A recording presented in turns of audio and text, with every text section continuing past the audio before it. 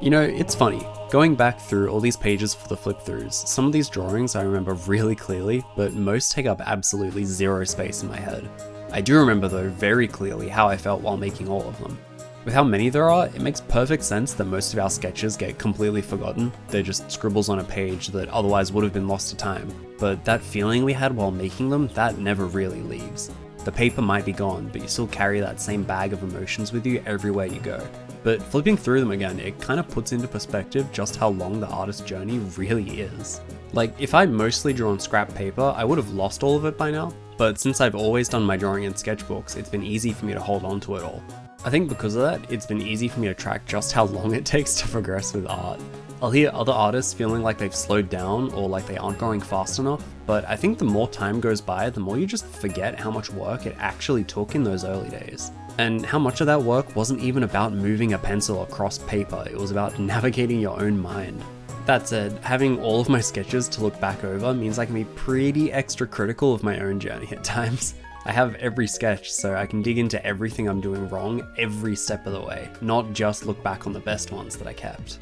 I didn't have a clue how to go about learning efficiently for the longest time. It's not so apparent in these early books because at the start there's no expectation of what you should be doing or of a correct approach to learning and making art. You're just getting into it for the first time, so any step you take is a correct one. You're just exploring a completely new skill. But the more time went on, the more clear it became that there was something I just wasn't doing right. I would open up Pinterest and find cool pose references. I'd find artists whose work I loved and do studies or just copies of their work. Studies and copies are the same thing really, especially when you're just starting out.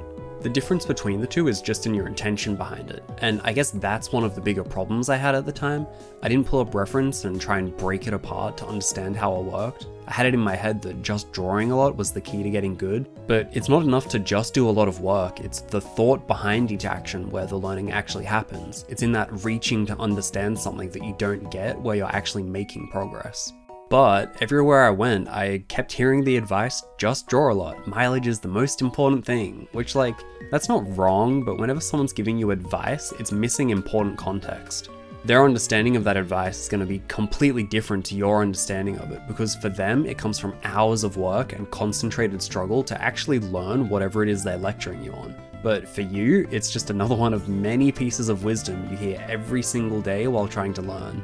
It's so easy to take away the wrong lesson because this isn't stuff that can be taught, it's stuff you need first-hand experience with, to grapple with it yourself, out on the battlefield that is your sketchbook.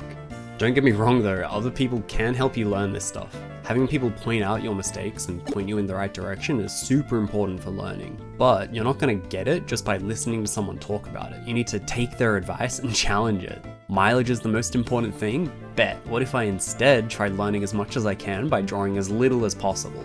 Instead of doing a whole page of studies, what if I'm only allowed to do a single drawing? How can I get the most out of it so the next one is better? Taking the advice that other people give and twisting it as much as you can is a great way to actually learn something, because what will happen is either A, you'll see that they were right and know not to challenge them on it, or B, you'll prove them wrong and come out the other side smarter for it. Not to sound too hostile though, other people aren't the enemy, they know what they're talking about, they just don't know you and how your mind works, so naturally any advice they give is going to be more than a little flawed. Same goes for everything I'm saying, obviously. I know that I'm right, but I'm right for me, maybe not for you. So, we're looking over the first half of 2018 now, still the very beginning of my journey. I remember designing that Plant Girl character that's popping up around about now, and at the time thinking, yeah, this is a sick character design, coolest thing I've ever made. And you know what? It is actually pretty cool. I still like that design. The actual drawings are obviously really dodgy, but I was trying out something new and actually made something cool. The gimmick was that she'd change form in sunlight versus moonlight. The day form would be all bright orange colors, then the night form all greens and purples, but also that she'd have a hard personality swap, kind of like Launch from Dragon Ball, where it's kind of like two different characters living inside her head, and when the trigger's pulled, she swaps over. So the night form was going to be more witchy, brewing up potions, raising different creatures, etc. But then the day form was the adventurous one that would go out fighting these massive bug monsters that lived in the world. She'd go adventuring, scavenging for resources, kind of like Monster Hunter meets Adventure Time in its vibe. Man, maybe I should revisit this and do some paintings. Anyway, I still like the design today, and I remember at the time feeling like, oh, is this gonna be one of those things where I'm just new and dumb, so I don't see how bad it really is? And like, let's be real, 100% it was that, but it's also just a fun design. It makes me sad when I watch other people's sketchbook tours and they're really harsh on their younger selves, talking about how crap their old art was. Like, come on man, that person put a lot of effort into that. Younger you thought that character was the coolest thing ever, and it's not because you were dumb, it's because those old drawings really are every bit as cool as you once thought they were.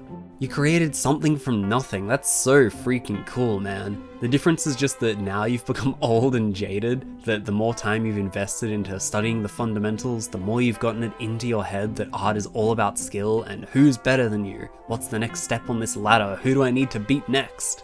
And really all that's happened here is you've chipped away at what got you into art in the first place. That exploring of fun ideas, it being completely effortless and detached from the grind and this need to get good and become a professional. I mean, really, that free exploration of ideas is where the most fun is in art, and the best part is it's also where the fastest growth can happen, because if you have that much fun doing something, you're just going to spend more time doing it, which of course means you'll be more eager to jump into the challenging things and get good faster. Do you think Kim Jong-gi sat around grinding out the fundamentals when he was 10 years old, drawing cubes all day? I mean, look, maybe, it's not like those sketches are around for us to see, but I doubt it. He talks about how he'd draw Toriyama characters instead of doing schoolwork, or about how he really wanted a new bike so he'd draw it obsessively until he got one. Drawing was his fun escape from the daily grind of life. Why would you want to turn that sanctuary into all of this? This nightmare of repetitively grinding out exercises just so you can one day make the things you dream of. Like, stop that. Go make that stuff now. Go work on your fun project today. The practice can wait. You'll be practicing all the things you need to improve at by working on that project anyway. If it isn't obvious enough, this is all stuff I struggled with in my early art days, and let's be honest, I still struggle with it today.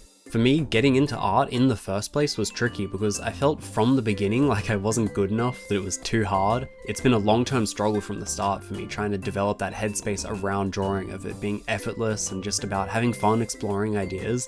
The fight for me was always in the back of my mind, this feeling of why should I draw when it's hard when I could go play Minecraft, which is fun and easy, or I want to draw but I just feel bleh, you know, like kind of lethargic, low energy, like every fiber of my being was pulling me away from making stuff. And I think this stuff's all actually pretty common, but for me, I rarely hear other artists talk about it. Maybe it's partially because most artists seem to start young, so art was always a part of their life. The more common story I hear is that they struggle with the losing of that joy over time, rather than the struggle to cultivate it in the first place.